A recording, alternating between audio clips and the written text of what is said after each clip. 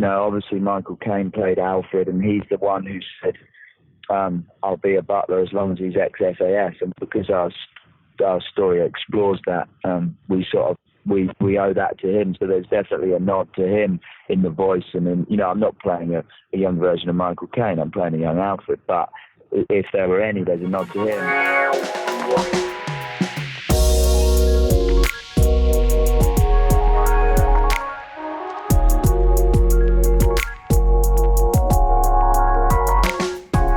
Hello, everyone, and welcome to episode number 4 of The Fourth Wall. I am your host, Griffin Schiller, and this is the show where we break down the fourth wall of the film industry as we get an inside look through our conversations with industry professionals ranging from directors, actors, you name it. This show is, of course, part of the Playlist Podcast Network, where you can find our weekly film discourse show along with other shows such as Indie Beat, Be Real, and much more. Whatever your fix is, I'm sure we got you covered. Today, I've got another great episode for you all, and hopefully it'll get you interested in checking out the new DC series on Epix, Pennyworth. I've seen the first 5 episodes of it, and I've thoroughly been enjoying the show as it's steeped in 60s British culture and espionage and all that good stuff, which for those of you who don't know is very much my thing. And I was fortunate enough to have the privilege of speaking with the lead of the series, Alfred Pennyworth himself, Jack Bannon. During our conversation, Jack talked about the daunting task of joining the likes of Michael Caine and Jeremy Irons as he shaped his version of Alfred, getting to play inside the incredibly detailed and somewhat heightened version of 1960s London, approaching a character with PTSD, and much more. Jack is truly a great talent, and I'm convinced he's going to explode following Pennyworth, so he's definitely someone you're all going to want to keep an eye out for. But without further ado, here is my conversation with Jack Bannon. One of the things I really liked most about this show was that, while it's technically based in Batman mythology and, is a comic book show, it really feels very much, detached from that, and it kind of, leaves you and, the showrunners and the rest of the actors with, a much larger sandbox to play in. So when you took on this role, how exciting was it for you to take on such, an iconic character and really shape him into someone new and different? Yeah, it's very exciting. I mean, it's a daunting list of actors to join, but an honor to join it. I think the thing that really grabbed me when I read the premise, I was like, really, we're going to do a show about the butler? But it was Bruno's script that got me.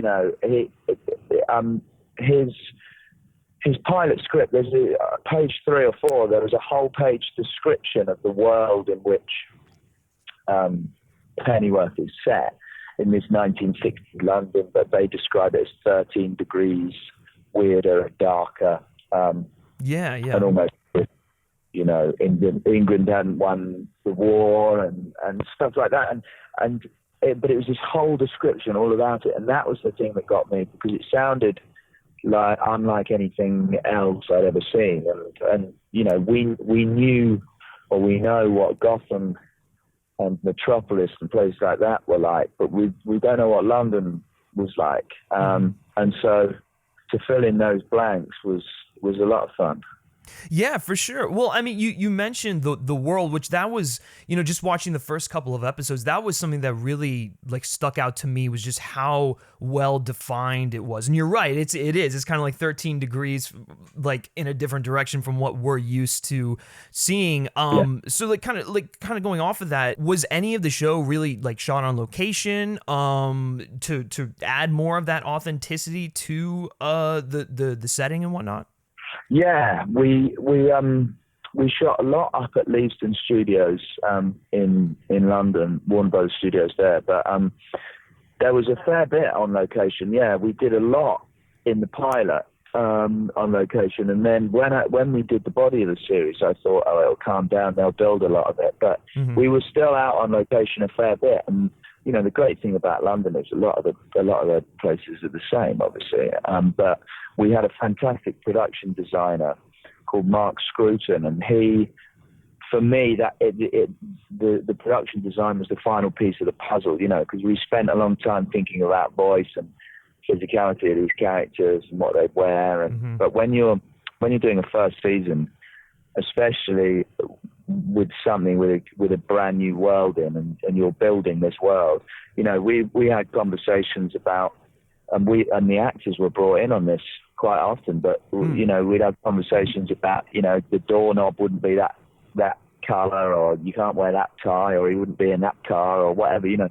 So everything was considered, and I think the first you know, few days when we were stepping onto these sets or onto existing locations, landmarks in London that had been dressed to be Pennyworth London, that for me was the final bit where everything clicked, and I sort of went, oh, I completely understand now what we're going for, and what this world is.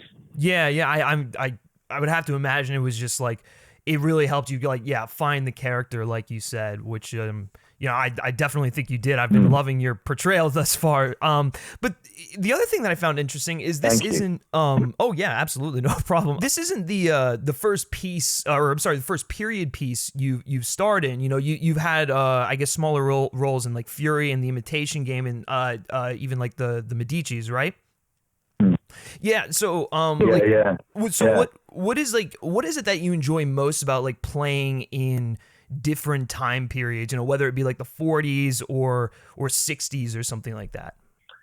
Well, I think, you know, actually, as you've listed off all those things, I realized that a lot of what I've done has been period recently. A show called Endeavour as well, a British show, which I've done for 6 years. It's a very small part, but that's 60s as well, and there's a real crossover between that and Pennyworth. But I think the thing is, you know,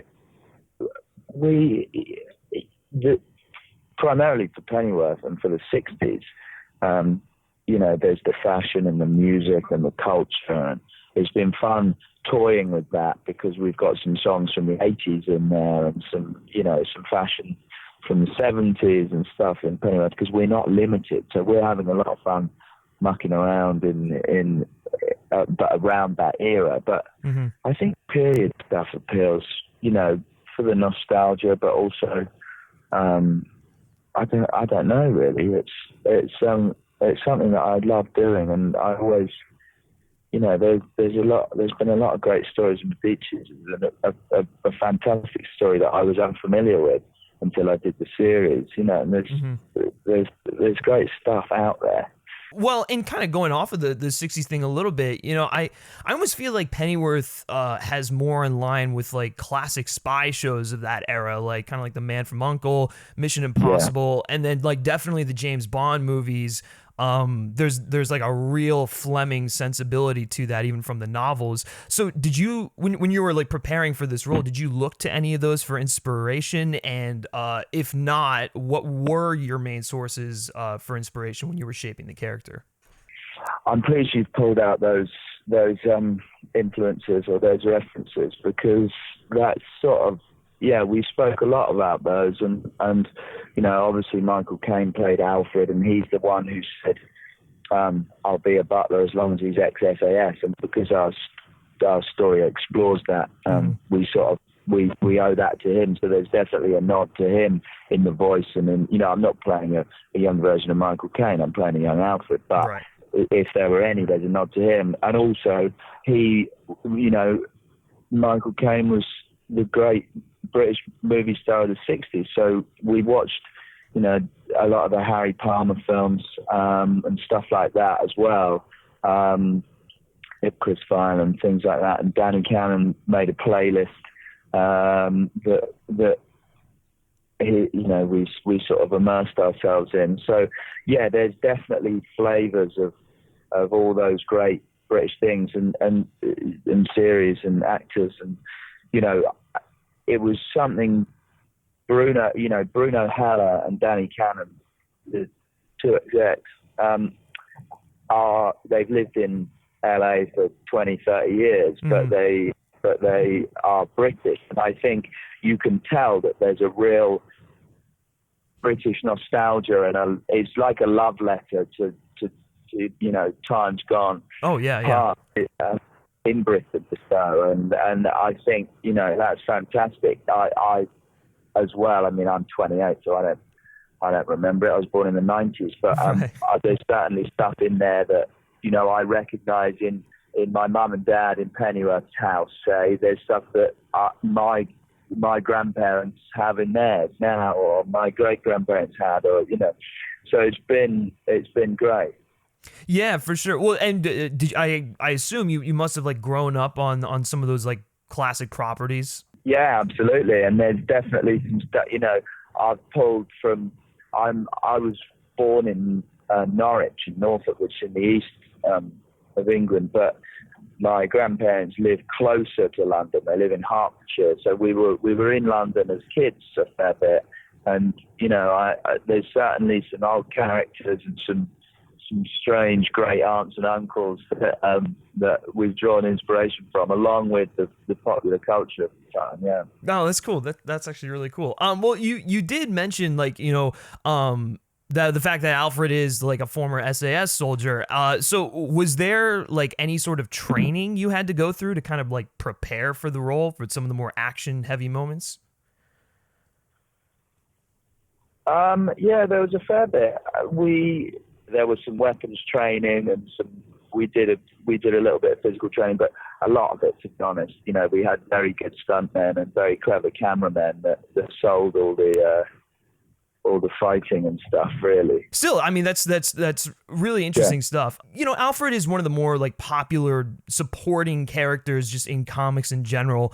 And so it kind of got me thinking, like, you know, for other supporting characters in comics, like, you know, whether it be like Jimmy Olsen and Superman, or J. Jonah Jameson and like Spider-Man or something like that, what's like another kind of like spin-off show where we really get to explore like a supporting character like that, like their humble beginnings and whatnot? What's like one of those that you would like to see made, whether it be like one of the characters I mentioned or someone else? Oh, I don't know. I don't know much about comic books. That's the thing. I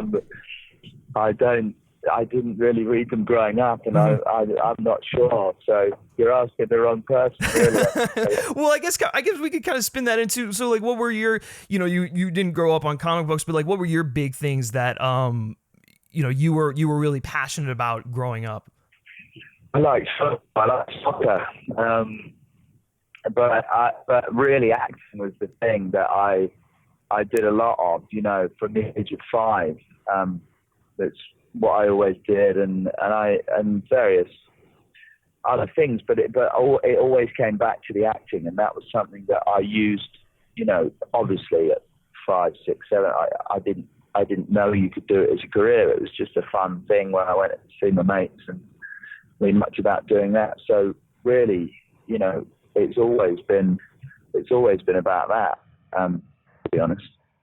But never, you know, that was my escapism, playing somebody else rather than reading about it. I never really had the attention span to read. It was all about getting up and jumping about for me. Well, I mean, honestly, is there like any better way to escape than like actually doing it, you know? I know. One kind of final question for you. The show, something that I really like about Alfred in this show is that, and like the way he's written, is there's this really interesting commentary on like PTSD, and him trying to be nonviolent, but he keeps getting pulled back into the fold. So I'm just wondering if you could talk a little bit about exploring that and what the process was like for you. That's a great question. Yeah, it's interesting, isn't it? Because the way, you know, I spoke to some ex-servicemen, and I think the interesting thing about that, soldiers and people, is that, you know, they don't, it's like a strange addiction, the violence. They don't like it, but that's kind of all they know, and they're drawn back into it, and they can't, you know, it's cyclical, and they can't get away from it. And that's something I wanted to bring to Alfred, that he knows it's bad for him, but that's kind of all he knows, because he's been in the military since he was 16. So his formative years, 10 years, it's a lot. It's a long time. It's when you sort of go from a boy to a man, you know, and it's all he's kind of used to. And a lot of the time it's what people need him for or whatever. So it's kind of what he feels is the only thing that he's good at, which isn't true. But yeah, it's interesting that being trying to get away from it, but being drawn back in all the time. It's very tricky. And the whole thing of, you know, in the 60s, you know, it's something that we now know to be called PTSD, but then it was very much like, you know, cheer up, mate, stiff up a bit, you know, you'll get over it.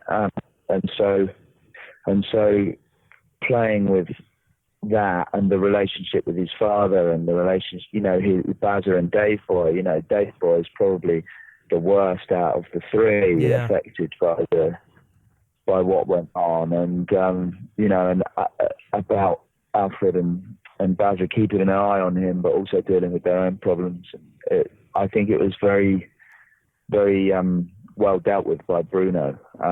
And yeah, my preparation just consisted of trying to talk to as many people as possible. I read a few books and just tried to give a fair sort of well-rounded representation of what that might mean to people. Yeah, absolutely. Well, I found it to be very authentic in its approach, and I mean, once again, I've only seen like, you know, the first 5 episodes, but I'm looking forward to see how that kind of continues going forward with the season, and hopefully for future seasons. But anyways, Jack, thank you so much for your time. I really appreciate it, man. Thanks a lot. Great to talk to you.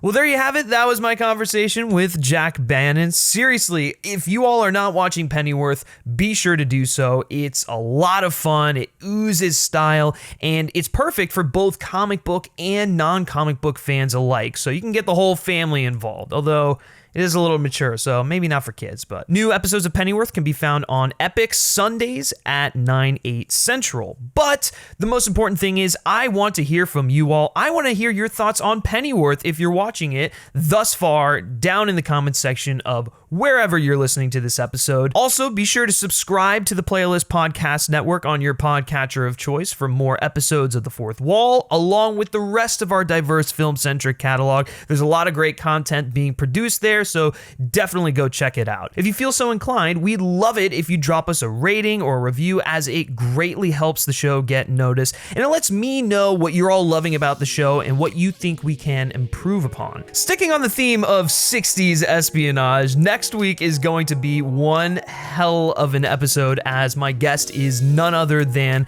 James Bond composer David Arnold. Oh my gosh, I'm so excited for you guys to check this one out. I have to say, it's one of my favorite interviews I've done thus far. I did it in collaboration with my co-host on my James Bond podcast, The Words Are Not Enough, and we get into some just really awesome stuff. So you're all in for a real treat next week. But until then, if you like me and you like what I have to say, you can always give me a follow on Twitter at Griff Schiller. All right, I'll catch you next week for David Arnold. But until then, take care.